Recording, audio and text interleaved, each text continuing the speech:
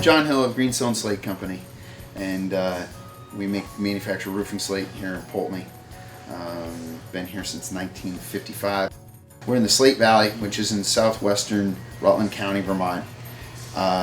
Pretty much it's a 14-mile long, 4-mile strip that's right on the Vermont-New York border that runs essentially right into Lake Champlain. We're just west of the ski resorts and just east of the Adirondack state parks. So we're in a nice green environment here, and that doesn't necessarily bode well for some of our operational tactics. And then this right now is the huge environmental movement, because there's a lot of finger pointing going on about who creates what and who does what, and quarries tend to not produce a lot of environmentally unfriendly product because we're just digging up the earth, but we appear from a slag mound and so on. We look like a super offenders. And then you've got the lake, which is 1.5 miles, well, 600 yards from us away, and it's got $1 million houses on it, and they're here 2 weeks out of the year, and they don't want you to exist while they're here. So there's some issues that happen there, and they go away, and then we operate.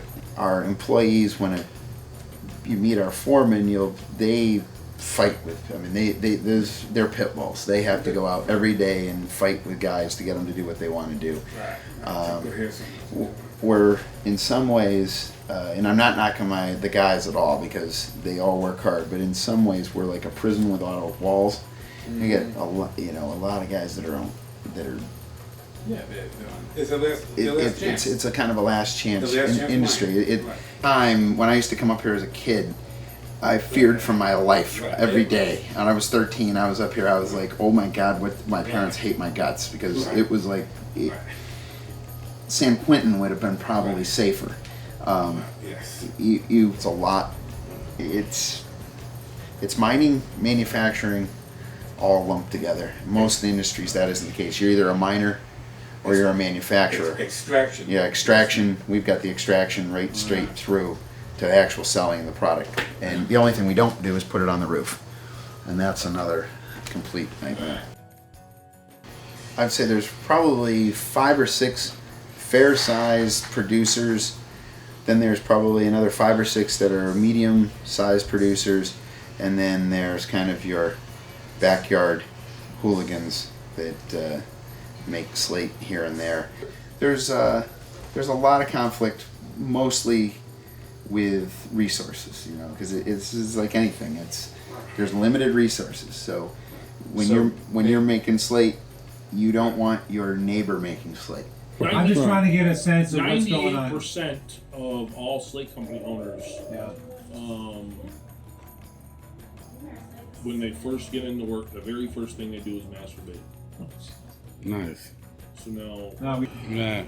CFA. Keep them going. CFA is? Chief Fucking asshole. Yeah, that's right. So Patrick's right there. Patrick's from Poultney. He's good shit, but he's worked for me, twice now anyways. He's been working here about a month. Started missing some time. Turned out his old lady was beating the shit out of him.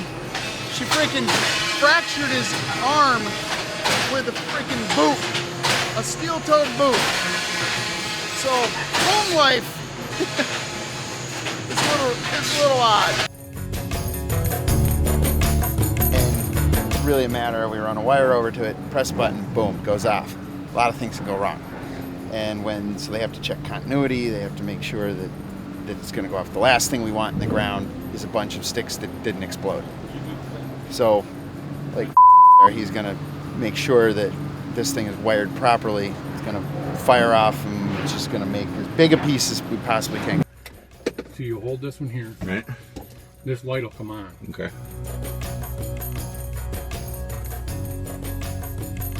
Okay. When that light's on, all you gotta do is